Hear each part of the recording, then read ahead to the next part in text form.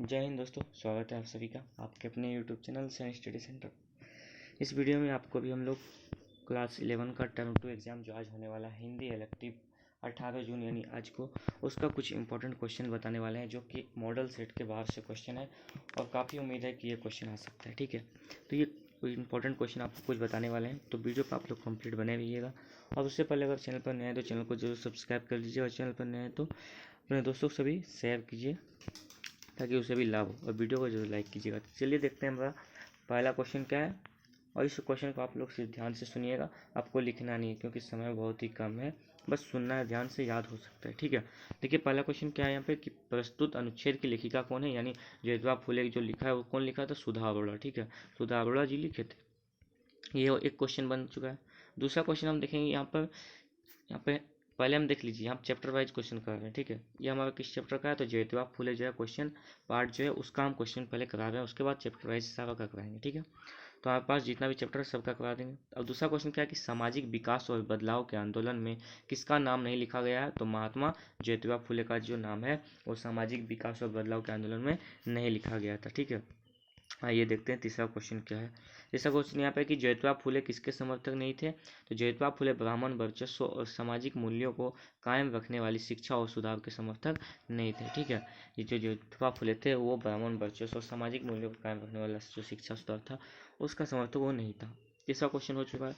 चौथा क्वेश्चन हमारे पास यहाँ पर देख सकते हैं कि महात्मा ज्योतिबा फुले किसे एक दूसरे के पूरक मानते थे, तो महात्मा, इसका आंसर हो जाएगा महात्मा ज्योतिबा फुले वर्ग, जाति, वर्ग व्यवस्था तथा शोषण प्रक्रिया को एक दूसरे का पूरक मानते थे। ठीक है, ये हमारा चौथा क्वेश्चन हो गया। आइए बढ़ते हैं, पांचवा क्वेश्चन क्या है।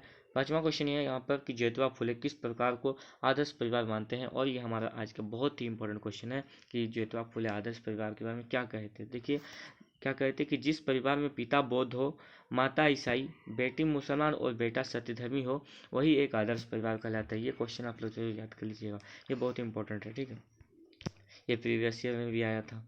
और आगे देख सकते हैं छठा क्वेश्चन हमारा यहाँ पे कि ज्योतिबा फुले किससे उचित नहीं मानते थे, इसका होगा गरीबों से कर जमा करके उसे उच्च वर्गीय लोगों के बच्चों की शिक्षा पर खर्च करना ज्योतिबा फुले को उचित नहीं लगता था। यानी जो दूसरे जाति के लोग थे वो क्या करते थे कि गरीबों से मतलब कर जमा कर लेते थे, पैसा ले लेते थे, और वो जो अमीर लोग होते थे उसके बच्चों की शिक्षा पर खर्च करते थे। उसको खर्च करना चाहिए जो गरीब बच्चा है उस पर, लेकिन वो उल्टा कर रहे थे, इसलिए उसका उचित नहीं मानते थे ज्योतिबा फुले जी। ठीक है, अब देखिए यहाँ पर हमारा सातवां क्वेश्चन है कि सन 1883 में ज्योतिबा फुले ने कौन सी ग्रंथ लिखा, तो शेतकर यांचा असुर वो ग्रंथ लिखा था। कौन, ज्योतिबा फुले ने कब लिखा था, तो 1883 में। आइए देखते हैं अगला क्वेश्चन क्या है। अगला क्वेश्चन है कि ज्योतिबा ने स्त्री समानता को प्रतिष्ठित करने के लिए क्या किया, तो ज्योतिबा ने नई विवाह विधि की रचना किया। किस लिए किया था, तो ज्योतिबा ने स्त्री समानता को प्रतिष्ठित करने के लिए नई विवाह विधि की रचना की है। ठीक है, अब आगे नंबर क्वेश्चन देखिए क्या है। उन्होंने विवाह विधि से क्या बाहर कर दिया, तो उन्होंने विवाह विधि से स्त्री की गुलामगिरी सिद्ध करने वाले मंत्रों को बाहर कर दिया। क्या होता है, जिससे मतलब स्त्रियों को शोषण किया जाता था, गुलाम बनाकर रखा जाता था शादी होने के बाद। ठीक है, तो उसको ही उस मंत्र में जो जो बोला जाता था उसको उन्होंने हटा ही दिया ज्योतिबा फुले ने। अब देखिए 10वां नंबर क्वेश्चन है कि ज्योतिबा फुले को महात्मा की उपाधि से कब सम्मानित किया गया, 1888 में ज्योतिबा फुले को महात्मा की उपाधि से सम्मानित किया गया था।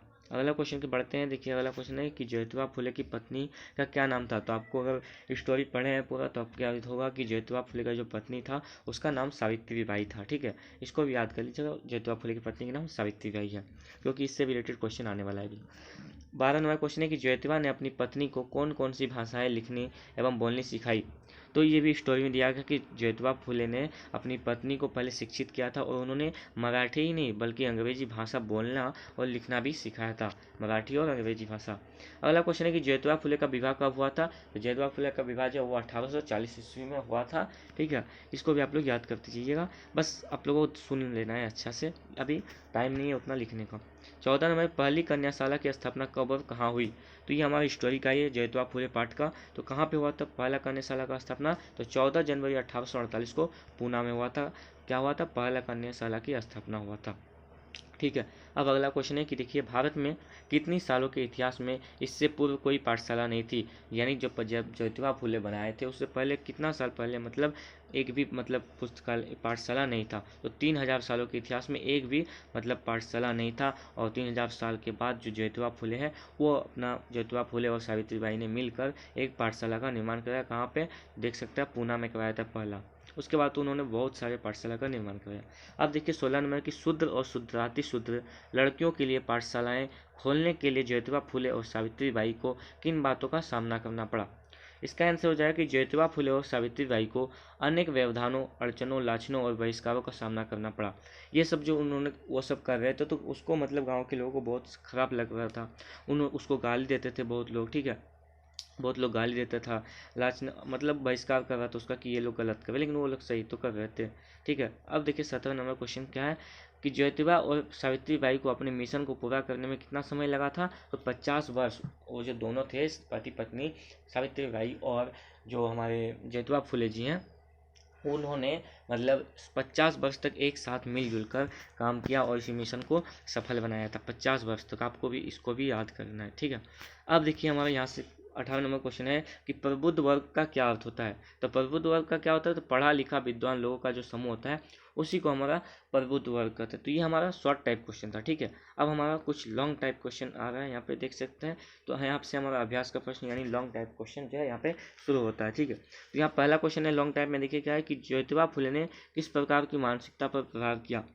ये भी क्वेश्चन इंपॉर्टेंट ही है, ठीक है। तो ज्योतिबा फुले पाठ की लेखिका जो सुधा अरोड़ा बताती है कि ज्योतिबा फुले ने समाज की रूढ़िवादिता एवं ब्राह्मणवादी मानसिकता पर प्रहार किया। जो ज्योतिबा फुले है पाठ में जो हमारे लेखक हैं, लेखिका हैं सुधा अरोड़ा, वह बताती है कि ज्योतिबा फुले ने समाज का जो है रूढ़िवादिता और ब्राह्मणवादी मानसिकता पर प्रहार किया है।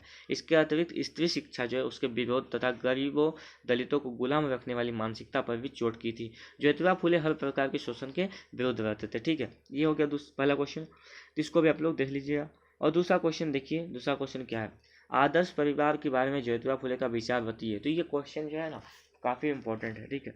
तो पहले भी क्वेश्चन था, यहाँ भी है। तो इसको में लिखना है कि सुधा अरोड़ा अपने पाठ में ज्योतिबा फुले के आदर्श परिवार के बारे में विचार प्रकट हुए लिखती है। आपको देखिए मतलब जिस तरह क्वेश्चन में मतलब आंसर दिया गया उसी तरह सेम टू सेम कॉपी नहीं करना है, बस आपको समझ लेना है और वहाँ पे लिख देना है आपको। इसका क्या हो जाएगा, मतलब आदर्श परिवार क्या बताया था कि जिस परिवार में पिता जो है बौद्ध होना चाहिए, माता ईसाई और बेटी मुसलमान और बेटा जो है वो सत्यधर्मी हो, वह परिवार एक आदर्श परिवार कहलाता है, ठीक है। इसका तात्पर्य यह है कि आदर्श परिवार में विभिन्न धर्मावलंबी भी आपस में मिलजुल कर रहते थे, ठीक है। इसमें मतलब सभी जो धर्म है वो मिलजुल कर रह सकते हैं। ये हो गया दूसरा नंबर क्वेश्चन।